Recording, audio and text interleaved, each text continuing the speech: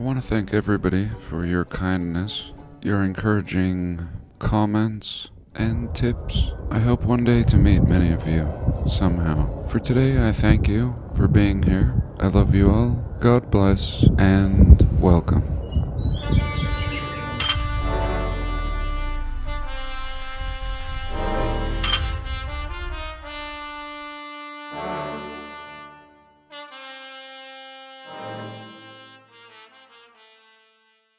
So I don't know. After living off the grid for 20 years, I have found some kind of peace. I mean, life is easy. It was my goal in life to find an easy life. At a very young age, I started building forts, and I very much felt like I could live in these forts if I was allowed, if I owned the land and would be left alone. And eventually, in my early 20s, I bought land.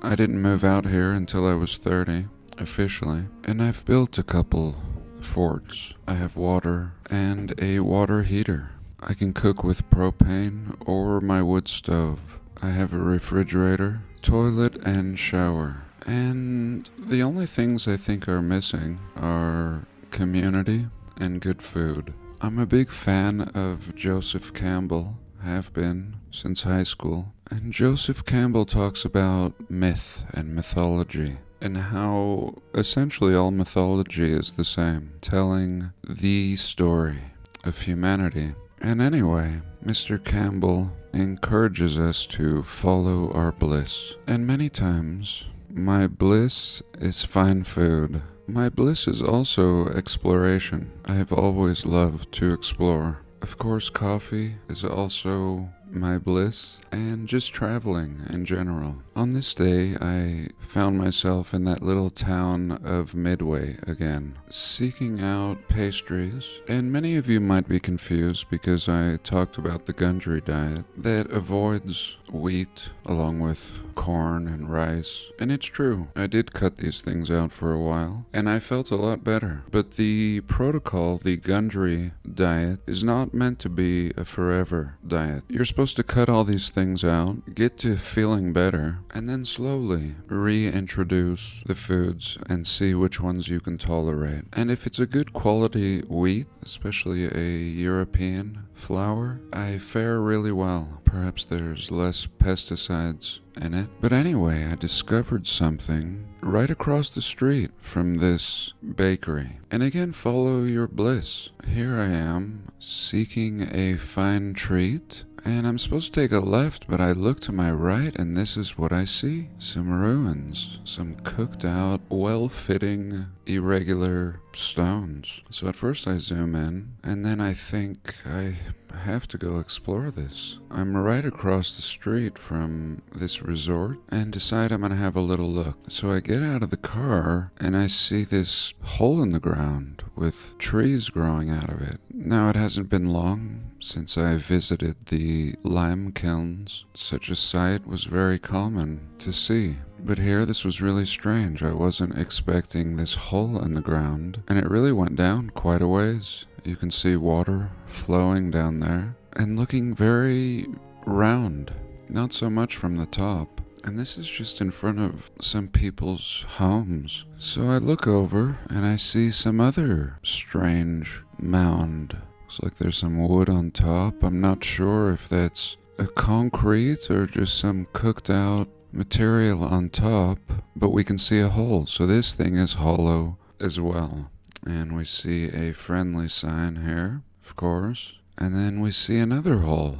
This one a little more accessible. No water, but a very perfect crater. Some cactus growing here. And we can see that resort across the street. And pretty unbelievable. I've been here before and didn't notice this. And here's the other one. It looks like there's access up here on this side, and we did see a small hole over on this side. So now I go to the ruins, which are just intermingled with these little mounds. I mean, originally I saw these ruins. That's what brought me here. And then I discovered all these little entries, cooked out, but nonetheless undisturbed, sitting in this condition for a long time. So here I am again. We pan over from this first crack, revealing a dome under here, and we see these ruins. Again, history being ignored, and in this case, something blurring the lines between history and geology. Now, somebody in a comment tipped me off to this area being like a hot springs area, and there is a touristy area with one of these domes, a huge dome, 100 times bigger than all these small ones I've just shown you. But this is becoming pretty unbelievable. Here we can see the first block ruins. Now, these blocks don't look cut, but yet they fit together so perfectly. In my opinion, heat damaged, super porous, and these babies merge right into these cooked domes. Same material. Here's a closer look, and somebody's thrown some crap in here, blocking off an entrance. And here again, the condition of this blockage, almost looking like some coral. And fitting together nice, fused by the heat, even in this damaged condition. Here we can see the hole that somebody has blocked off. Okay, the private hole. And up here you can see blockage. You can see that block wall back here, fusing into this. Let me pan over a little and you can get a better look at that fusion. There we go. The block I just showed you, fusing into this section and turning into this cavern, and a fancy resort across the street that led Chief and I to this site. What can I say? Is this perhaps the best proof for melted architecture? I would love to hear your thoughts. I don't know. What the hell do I know? I'm just here to buy a croissant and perhaps a baguette and discover this. Let's see what else. So here we can see a little red pigmentation left in the blocks. We can see this corner and how much heat this has been exposed to. I mean, I'm surprised any of the structure survived when we see the condition of these mounds. I mean, how interesting. The Pantheon in Rome, one of the oldest concrete buildings in the world, has a big hole in it. Many of the old world domes have a hole in the top. And yet here we see these domes everywhere. And then off to the corner, we have this little pocket of survival. The only thing that would give us a clue as to what these domes with holes in the top may really be. Not geology, but former architecture, now in absolute ruins. So I don't want to beat a dead horse, but I did want to share this with you.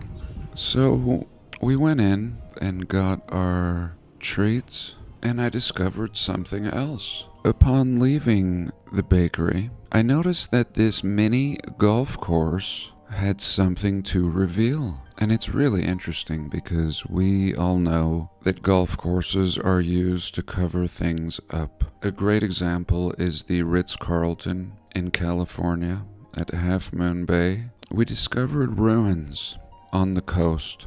And in real time, as I was making videos on the subject, they were destroying the ruins. And they did.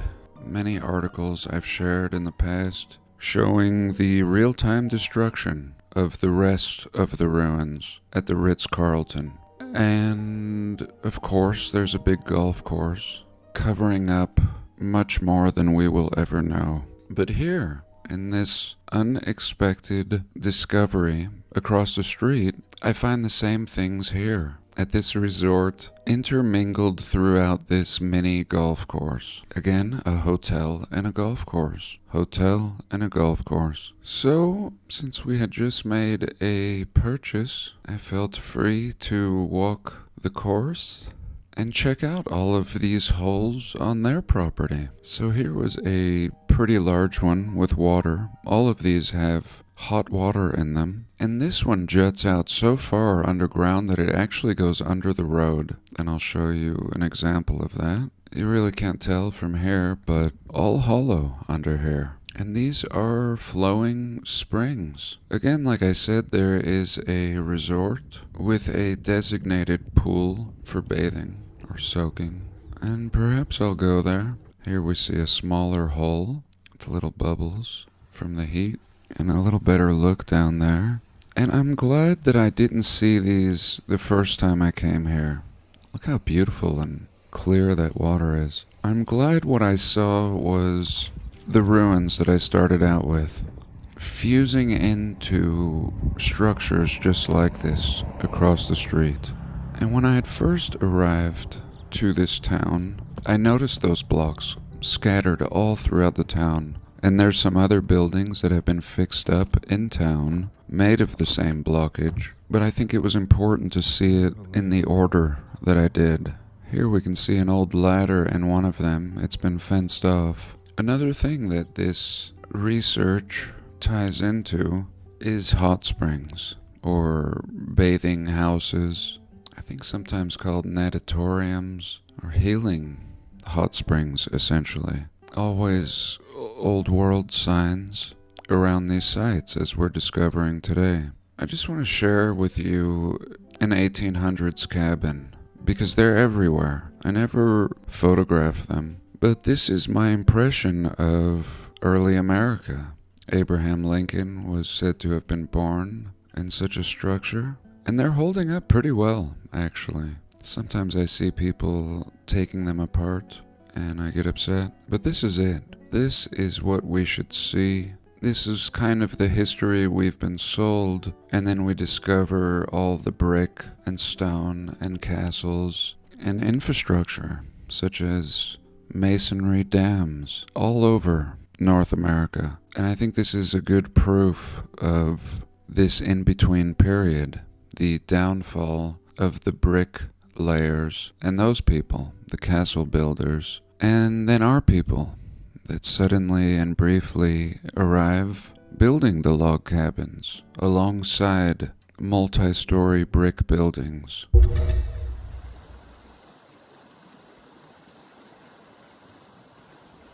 So now I'm going to take you to Wyoming very briefly.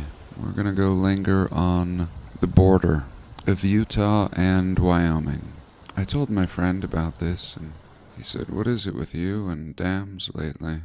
And I laughed. I don't know, really. All of my recent discoveries are seemingly half accidental. But anyway, I saw this dam and thought I would fly my drone. And then I saw this sign. And I was interested in the history, having recently explored the Roosevelt Dam in Arizona, and having also explored many other masonry dams since then. I hope to make a video sharing all my finds on these old dams, and also re-upfitting these old dams, and in the process flooding out lots of towns and cities. This becomes a common theme, similar to the Great Fires in the past that seem to be swallowing everything up. We also have the flooding of cities and towns. I was looking for any signs of ruins, man-made blocks. It seemed like I could see a lot from Google Earth, but once I was there in person, it was very difficult to access a lot of those spots. Nonetheless, we did get to explore a lot of this dam. It was early in the morning, and there was nobody around. I later found out that this place gets really busy, so I felt pretty blessed. There's this little tourist visitor center, and it's a great place to just kind of take in the whole area. Here we can see their first turbines. They're telling us installed in 1963, removed in 2005. And I couldn't help but notice that these turbines were not as impressive as the ones that I shared in Provo, Utah, that supposedly predate this one by at least 60 years. Nonetheless, here it is on display, and we walked up this bridge that crosses the road and gives us a better perspective. A lot of this machinery is very old, not in use anymore. You can see that these stairs are right in the way of this track. This thing will never move again.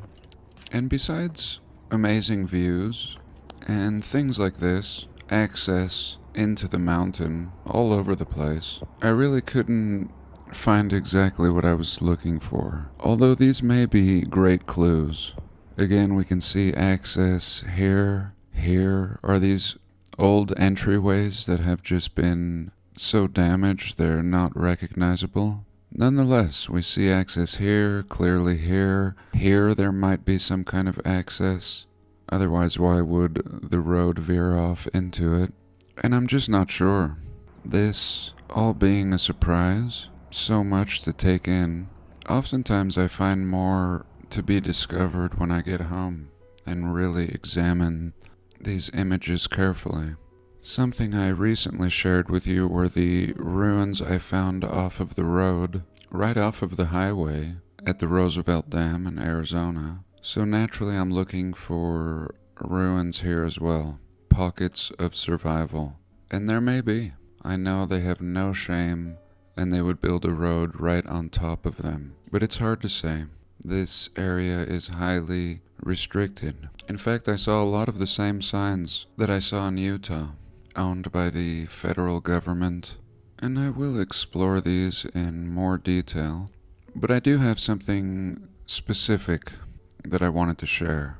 All of this is great and impressive, but now for the outskirts.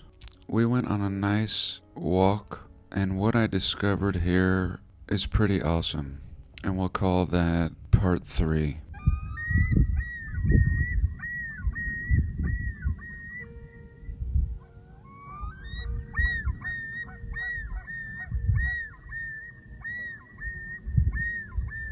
Let's just jump right into it now. So they told me that this was not a masonry dam, such as the one in Arizona, and I was looking for signs that it actually was, and I found it.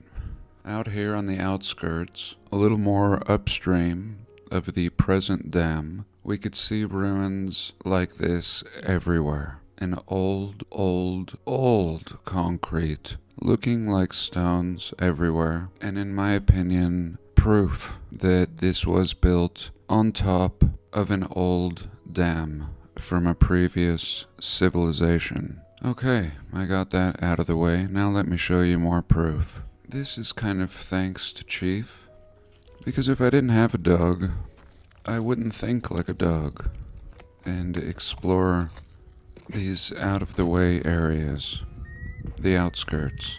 I recorded a bird here, one of the most beautiful bird calls I've ever heard, and we hung out here for a while, until I made my discoveries. I began to see rebar sticking out of the ground everywhere. Here we can see an old chunk, and it continues down, and actually turns into this white thing here. Again, noticing all of these rocks looking like concrete, many of them being very, very square, and that's when I began to see the rebar sticking out of all of these chunks laying around haphazardly. No doubt, old blocks, and here's the first few pieces I got on camera. So here you can see a very old piece of rebar sticking out, and then you see another one over here on the right side, and also one in the foreground here coming out of the ground. Here you can see a little corner of this section. You see how this chunk or mass consists of sections of block fused together, completely annihilated, and then when we have a closer look, we see that it all has this rebar sticking out of it. Very flat sides, impressions, and just discarded upstream. Now this is a good example when you're studying these sites. You can see the way that the heat fuses these blocks together in a pattern that wouldn't make any sense coming from just a geological perspective. And no doubt, cast blocks in ruins. Here we see a piece of rebar, and here we also see a lot of holes, perhaps where other material has cooked out, leaving these impressions, one coming in through the top here, and we also see a very beveled edge.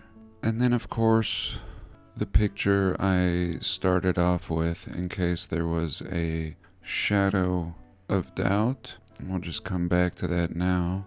Pretty unbelievable. This clearly the impression of some braided steel cabling and kind of solidifying any doubts that I may have at this point. So let me know your thoughts. I think I've gone a little long. The name of this dam is called the Flaming Gorge Dam. I could say a lot more, but I think that's enough. I hope you've enjoyed this week. I love you all. God bless, and I'll see you soon.